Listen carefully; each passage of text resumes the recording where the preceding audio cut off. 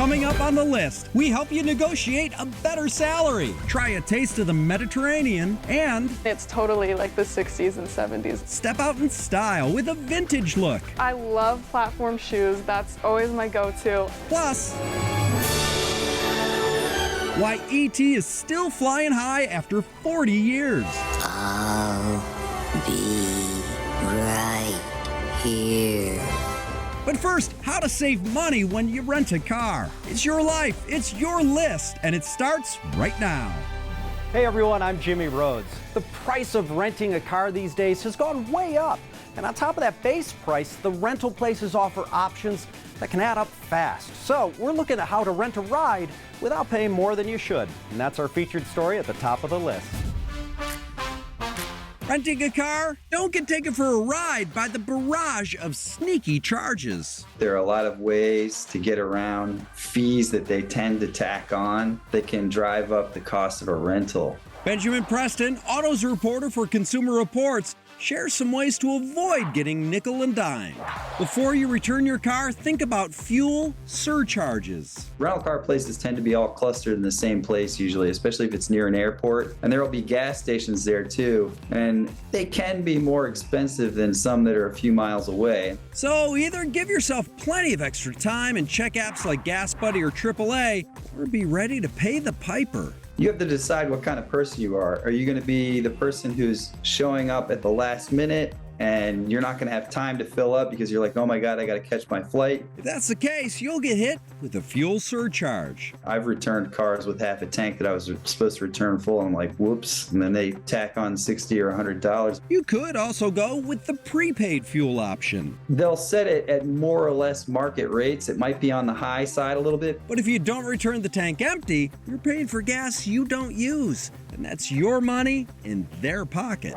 To avoid another toll on your wallet, consider toll transponders. People who are coming from areas where maybe they don't have to pay tolls so much can be surprised by the fact that you have to pay tolls in places like New York and LA and San Francisco. Some have cashless tolling, where you can just go through, they record it on the license plate. This isn't a penalty fee, it's the toll. However, the problem is that some rental car companies will ding you on that, and they sort of paint you into a corner where you have to use their transponders. Daily costs for transponders can average around $5. You can look at the routes you're going to be traveling, and if you can avoid tolls, then don't get the transponder and don't go over toll bridges. Finally, avoid additional insurance. The extra insurance is a pure moneymaker for the rental car company. If you already have a vehicle policy, you can call and make sure you're probably going to have coverage through either your credit card or your regular car insurance. And if you do opt for the extra insurance, their fees differ from company to company, and of course, it heavily depends upon where you are. Some areas have higher insurance rates because they're more accident prone. It can almost double the amount that you're going to pay for the rental. Steering clear of rental car fees is at the top of the list. Adding fun to your fashion without spending a lot is easier than you might think. Just go retro. Teresa Strasser showing off some 70s flair with the help of a TikTok stylist. The 70s brought high gas prices, iconic rock and roll, and some wild fashion. And these days, it's easy to recreate that rebellious vibe from yesteryear. TikTok influencer Lily Lurex serves up vintage outfits to her 78,000 followers each day. But she found her fashion inspiration from a couple of generations back, her grandparents. Being around them was like, it kind of rubbed off on me. I would go on road trips with my grandpa and we'd be playing like CCR in the car. So as I got older, I learned to really appreciate that music, and it started kind of affecting my style. And she's here to show us how to nail that style with an easy to build outfit. It starts at the top. It's always super fun to just have a band tee, and you can base your look off of that. With my Queen shirt, I want to add like my flares and my big sleeves. It's very Freddie Mercury. Vintage jackets and coats level it up. And this is my Penny Lane Almost Famous coat. I love the whole like groupie aesthetic. Groupie? We are not groupies. This is Penny Lane, man. Show some respect. Next up, step back in time with cool shoes and boots. I love platform shoes. That's always my go-to. They were like a staple for 70s glam rock, and that is my all-time favorite genre of music. I love go-go boots. I love just anything that's like boom. These are my shoes. Lily says jewelry and accessories can make that outfit pop. The next items to add to your rockin' outfit. I love just like big jewelry that's like in your face. Like I have all my big rings. I love like wearing my big cross. It makes me feel like I'm a part of Black Sabbath. And I love a good feather boa too. And when it comes to shades, big and bold is the only choice. It makes me feel like Elton John. We'll wrap with sourcing for vintage items, and it's totally doable on almost any budget. My favorite thing to do is to go to like estate sales and garage sales. I've always loved thrifting, but as of like more recently, it's become a little more expensive. She says eBay is also a good choice. In the end, it's all about the feeling. How does this rock and roll look make you feel? It's my passion, and so when I feel like I can dress like some of my favorite like rock idols, it just makes me feel so good about myself. Put another dime in the jukebox, baby. Yeah, exactly. Joan Jett, love her. Lily's TikTok and Instagram are chock full of outfits and ideas. Check her out on the links below. Nailing the hip glam rock fashion of the 60s and 70s, TikTok style. Inflation is hitting hard, so a lot of us could use a raise right about now. But the thought of walking into the boss's office to ask for one makes most of us cringe. So Hattie D. Jamal talked to a negotiation expert for advice on how to pump up that paycheck. If you ever thought of asking for more pay at work, you know it can be nerve-wracking. The best negotiators view negotiation as a problem-solving process. Simon Horton, author of Change Their Mind, 6 Practical Steps to Persuade Anyone, Anytime. First piece of advice on getting that bump, open in a way that gets your boss's attention. Typically, we put our request, I deserve a pay rise. Why? Well, because I did this, and I did this, and I did this. And they don't care about that. For a start, you've already done it. It's in the bank as far as they're concerned. Externally, you need to appear as though you are serious about leaving. Now your boss is going to take you seriously. He says you have to be willing to walk away. At least know the market, that you can talk about that in an informed way. They're going to think, oh, maybe he is going to leave. Right, let's talk about that pay raise then. Once your boss has taken your request seriously, it's time to ask for a raise that's fair. You know, you can't ask for 1,000,000% pay rise, but you can ask for something that the market would suggest you're worth. So do that market research, find out what somebody with your job title and your number of years experience in your industry would earn. And then you can ask for that, and you are being demonstrably fair. Now, because you're being demonstrably fair, they have to be demonstrably fair in return. And if not, then you can challenge that. Which brings us to Simon's last tip, get creative. It could be that you link your pay to some agreed performance-related measurable. If I do bring in an extra $50,000 worth of sales in, then I deserve an extra $5,000 pay for that month. He says it could even be something that isn't pay related. Maybe it's you want to work from home, or you get health insurance or membership of the gym or whatever it may be. Just try and bring your creativity to find possibilities that both sides are happy with, and so you get that pay raise. Get the boss to give you more bucks with these tips. Still to come on the list. You sure this is diet food? Oh yeah, absolutely. Try a tasty way to lose weight. I might be on this diet for the rest of my life. Plus, find out what kids really think. You have to stand up and do what is right for this planet! Yeah! And why Conan still looks great for his age. That is strength, boy. That is power. Next on the list.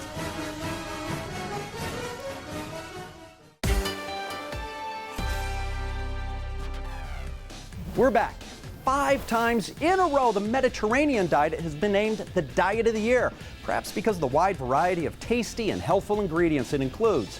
But all those choices can mean it's a bit overwhelming. So Christina has a few Mediterranean recipes to get you started.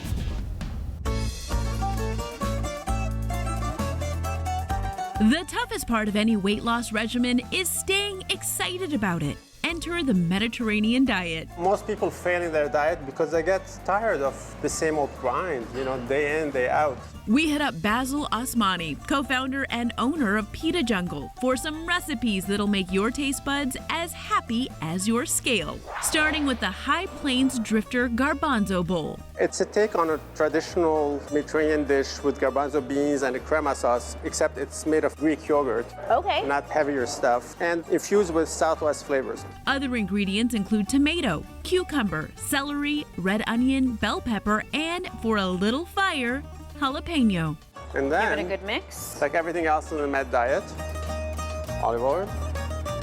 I like to use fresh lemon, a little red wine vinegar. Fold in sliced avocados and plate with pita chips and crema. So this is basically Greek yogurt, tahini sauce, and a little spice, allspice, a little garlic, salt, pepper. That is so delicious. I could have that for breakfast, lunch, and dinner. Are you sure this is diet food? Oh yeah, absolutely. Next, we're making a Southwest tabbouleh salad. It's so refreshing, so nutritious. This zesty concoction's all about parsley, quinoa, cilantro, onions, tomatoes, and jalapenos. It is super nutritious. It's loaded with vitamins. So instead of just making your plate look pretty, it can make your body look healthy. It sure does. Add olive oil and fresh lemon juice and stir. If you like to garnish those little avocados on top, there you go. And how about jicama sticks? Throw them on top like randomly. And voila, you are ready to dig in. Lastly, we're stepping up your protein with the lentil fattoush salad. Start by mixing 2 cups of cooked lentils and 1 cup of rice. All right, so this is phase 1. Now let's get the other bowl. And let's build the salad. Which is like a healthy all-star team. Romaine lettuce, tomatoes, cucumbers, bell peppers, radishes, onions, and mint. Bring it home with sumac and pita chips. Add the lentil rice mix and garnish with caramelized onions. I might be on this diet for the rest of my life and be completely happy with that. Making a diet a feast, Mediterranean style. For the full list of recipes, head to thelisttv.com.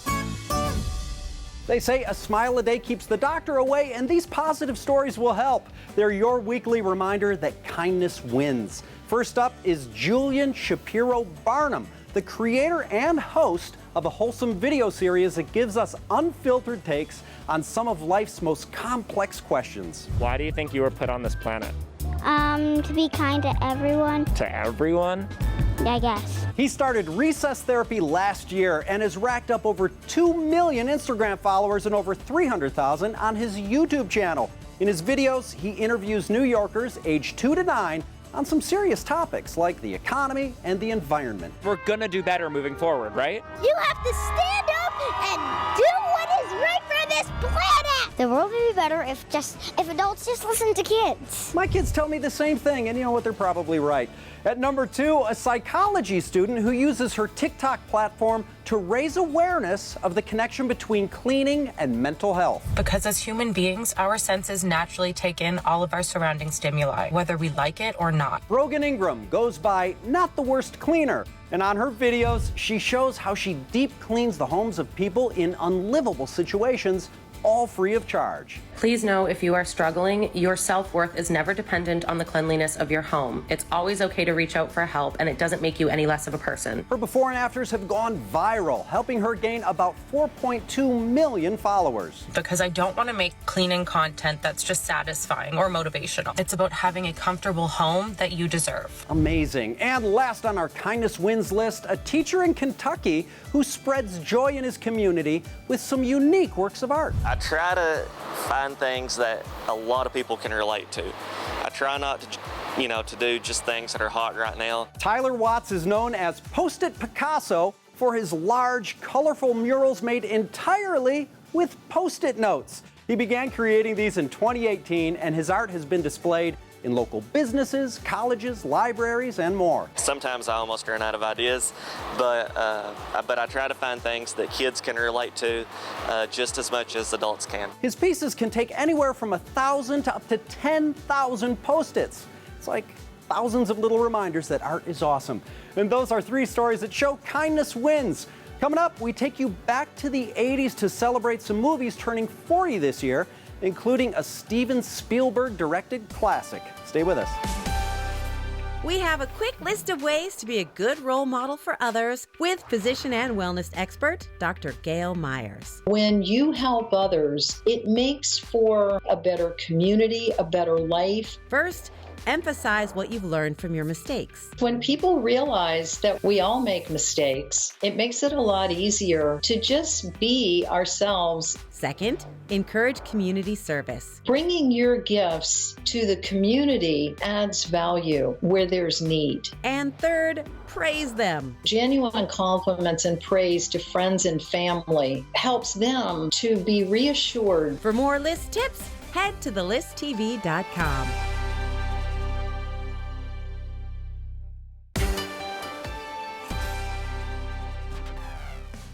Welcome back. And on today's watch list, in the world of movies, the 80s was a great decade, producing more than its share of blockbusters and classics. Jackie Denker's turning back the clock 40 years to celebrate some films from 1982 that still have us on the edge of our seats. Like fine wine, great films get better and better as we watch them again and again. Happy 40th birthday. No, I'm not celebrating anything, but we have some incredible films that were born in 1982. Talking about some of his favorite movies from 1982 is Rotten Tomatoes contributing editor Mark Ellis. Starting with E.T., the Extraterrestrial. I'll be right here. Steven Spielberg did direct a project about an extraterrestrial, accurately titled E.T. E.T. Phone Home. This critically acclaimed movie not only went on to become the highest grossing movie of '82, but also won 4 Academy and 2 Golden Globe Awards. Film stars a young Henry Thomas and an even younger Drew Barrymore. You can stream E.T. the Extraterrestrial on video on demand. Up next, Conan the Barbarian. Conan the Barbarian first crushed his enemies in American theaters May 14th, 1982. This cult classic catapulted Arnold Schwarzenegger into Hollywood mainstream and won Sandahl Bergman a Golden Globe Award in the New Star of the Year category. That is strength, boy. That is power.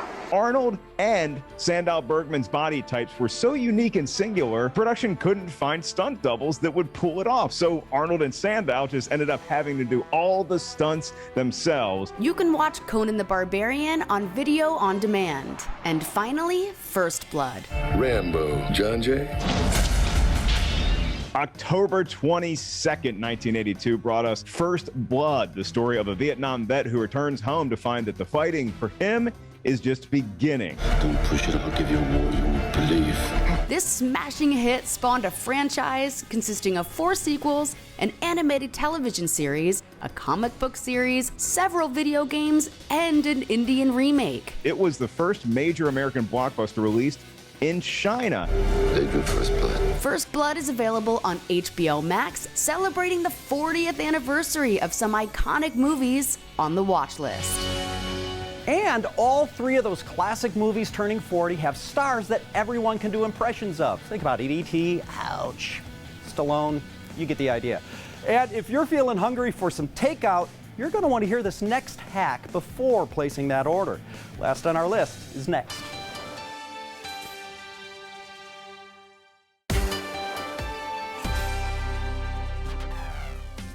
Welcome back. It's time for what's last on our list. So, you know how review sites work. 5 stars, that's the gold standard, and anything under 4 stars, well, that makes business owners nervous because users can set up a filter to only see places that have 4+ stars.